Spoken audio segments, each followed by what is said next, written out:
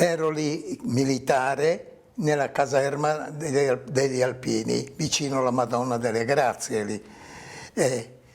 Allora lì io mi ricordo che era il comandante, il colonnello, e lui ha detto dobbiamo resistere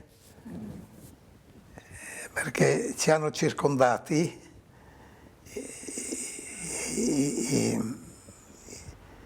Erano i tedeschi, noi, il comandante nostro, il colonnello Zanier, e un altro dobbiamo resistere, e invece il generale della Giulia aveva sposato una tedesca, no? State calmi, non si fa niente, e non abbiamo posto resistenza. Venivano tutti, praticamente, li mandavano tutti dentro nella nostra caserma. Qui gli alpini di Tarvisio, di Pontebba, di Gemona, venivano tutti in quella caserma lì. Io ero in fureria, mi ricordo, e passavano tutti per la mia per la fureria lì. Si tirava giù i dati, i connotati, chi era, chi non era, cosa. È venuta mia sorella a portarmi i vestiti, vieni via, scappa. E io le ho detto, mi dispiace, ma non vedi che era la Rosa lì una volta che passava giù, sì.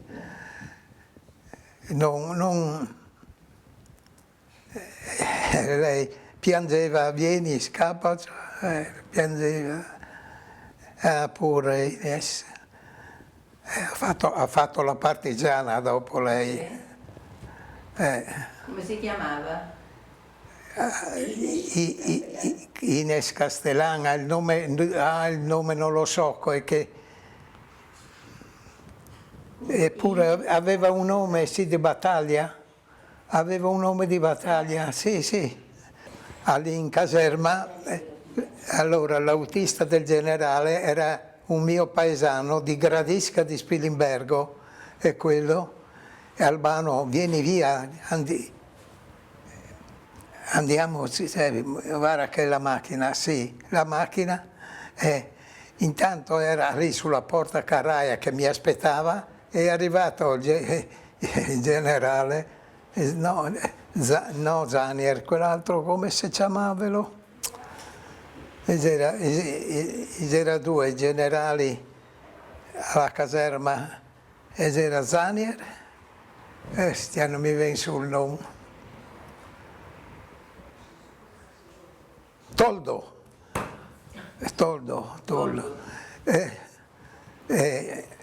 Quelli si venivano lì, che si era già pronti per partire con la macchina, con la pistola in mano, e ha detto, se voi partite io vi uccido, vi sparo, Toldo.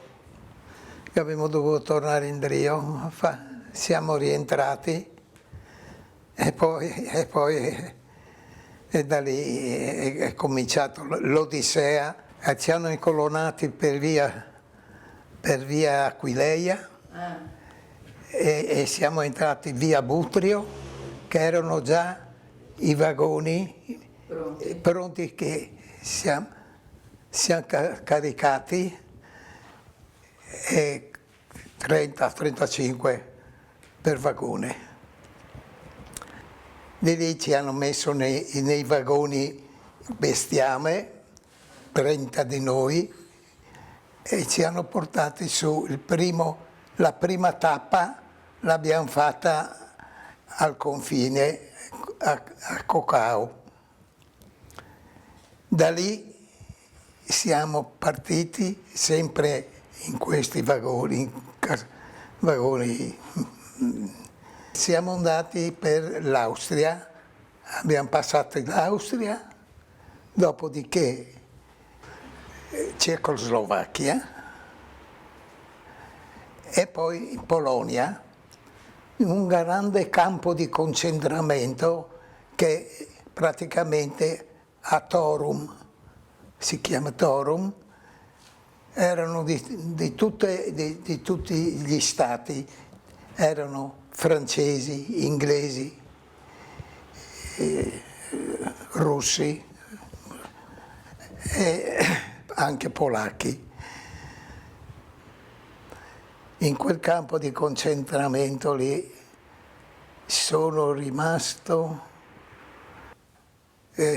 non mi ricordo neanche più, sa? E da lì mi hanno trasferito a Danzica ai lavori e lì praticamente siamo stati, io e anche gli altri, a lavori del porto, Danzica, a caricare e scaricare carbone, di tutto, va bene.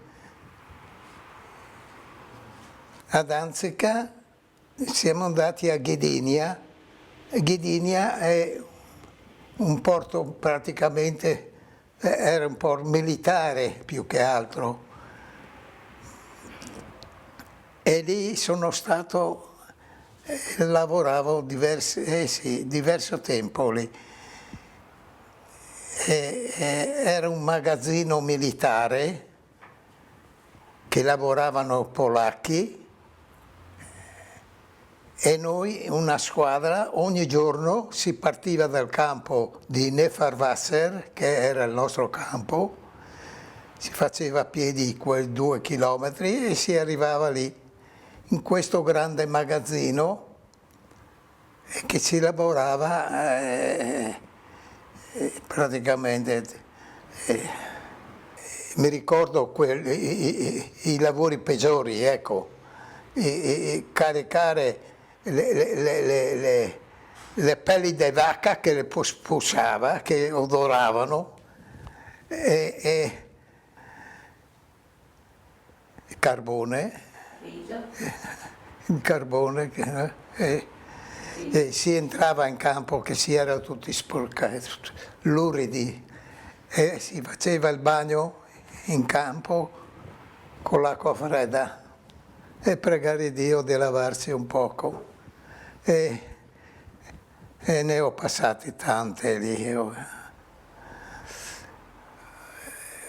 Una volta mi sono messo in una baracca dove erano i polacchi che facevano la siesta, ogni ora avevano 10 minuti di riposo, e mi sono messo con loro e mi sono tolto le scarpe che erano bagnate e le ho messe a asciugare.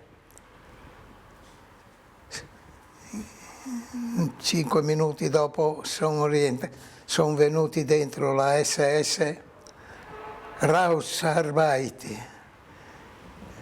ci hanno fatti sloggiare e io scalzo nella neve.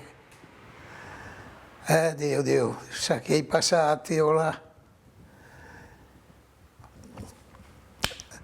È entrato dentro quella della via Rausarbeit e io sono andato a nascondermi dentro un bidone. Nel bidone lì, sono stato lì fin quando le acque si sono calmate. Sono venuto fuori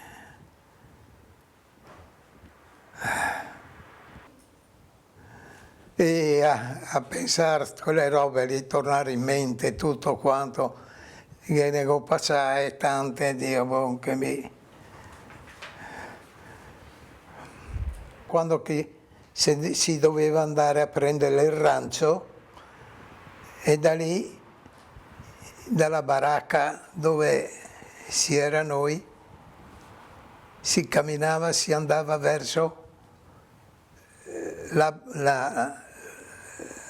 baracca, era un posto dove distribuivano il rancio. E lì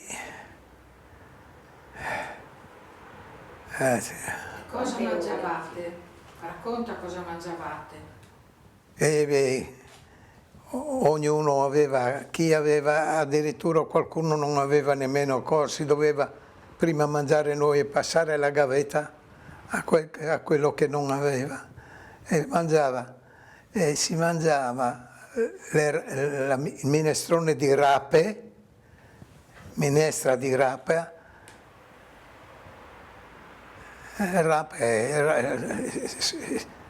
brodo di rape così fatto su, anziché un brodo, così, una minestra, ecco. Oh, Madonna Santa. Ben, c'era in campo di concentramento quella volta, e da lì sono venuti degli ufficiali italiani a dire: guardate, passate dalla parte nostra dei repubblichini e starete bene, eccetera. E noi che avevamo rifiutato quella volta,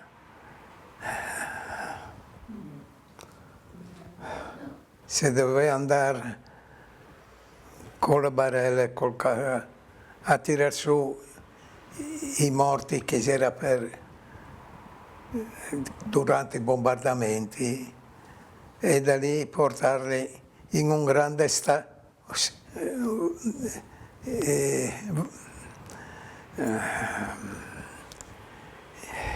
un grande capannone,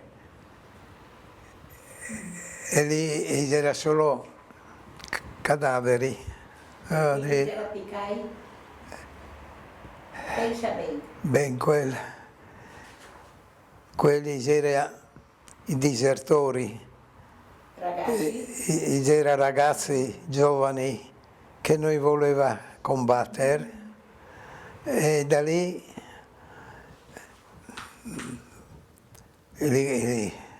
i tedeschi, le SS,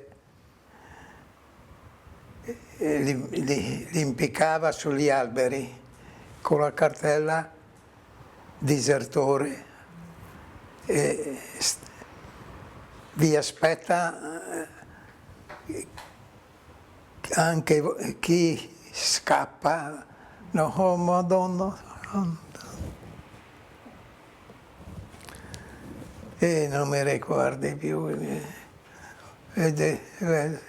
La dura tornare a passare quei momenti lì di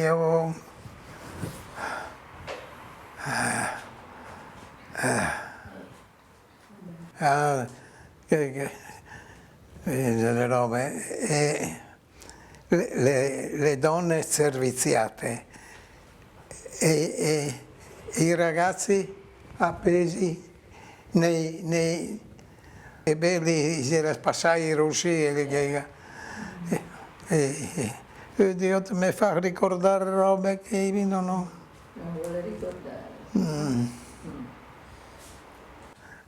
Noi ci c'era internati militari, ai prigionieri gli arrivava i pacchi e noi niente, mai niente. E c'era, quando che si c'era a lavorare in questo magazine, che si lavorava assieme ai polacchi, c'erano i polacchi che mi dava qualche fetta di pane, qualcosa da mangiare a noi. Era dura. E in quel grande magazzino lì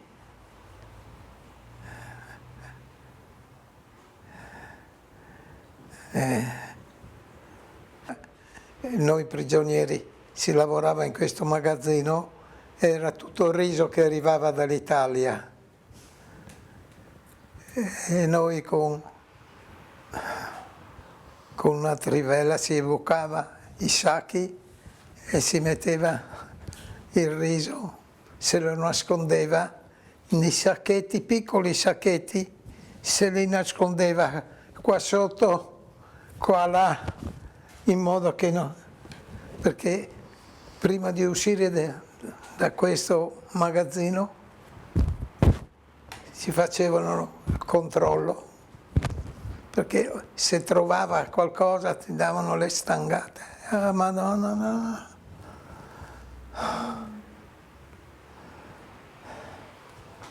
Ogni modo si portava in baracca il riso e io mi ricordo che non lo so, che c'era Natale, se cosa, che festa. Mi ricordo che ho regalato si aveva il gamelino noi, c'era il gamelino, regalava un po' di riso agli altri che non avevano niente.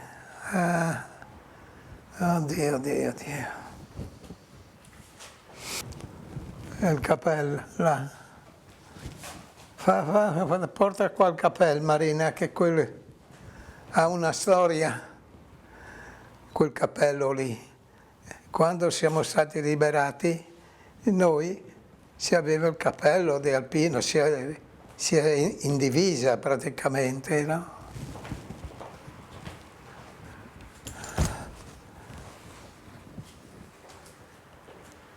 Io ero, vedi, ero dell'8° Alpini, del battaglione Tolmezzo,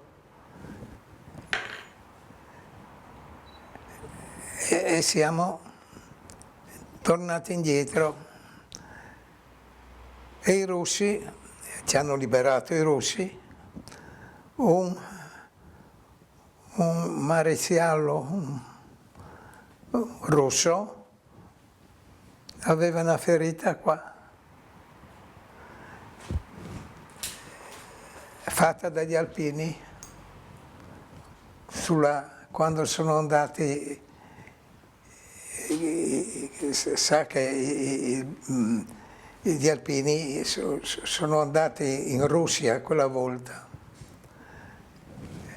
e lì, quel maresciallo lì, un alpino si vede che alla baionetta, non lo so come, aveva una ferita qua, e quando vedeva un cappello di alpino erano dolori, e io mi ricordo che abbiamo dovuto nascondere i capelli dopo. E ho dovuto nasconderlo dopo perché io gli ho detto che quello là È russo. è russo. Un po'. Metto in testa. Sì, sì. Pure. Com'era? Per sul cappello. Ecco. Allora, tornando indietro, da questo capannone avevo l'orologio che l'avevo praticamente salvato da tutti i controlli. E io via così, ma no. Vengono avanti 2 russi, vedono l'orologio, davai, davai. Ma il mutter, che ho detto, mia mamma ha regalato l'orologio, e tira giù il parabello e me lo punta qua. E io ho tirato via il parabello in parte e gli ho dato l'orologio. Dio, Dio, quante cose che ne passare. Anche questo cappello qua è una vita. Sì. Noi siamo rientrati, mio fratello che era prigioniero a Berlino, è stato liberato prima di me, è rientrato. Io mi ricordo Pescantina,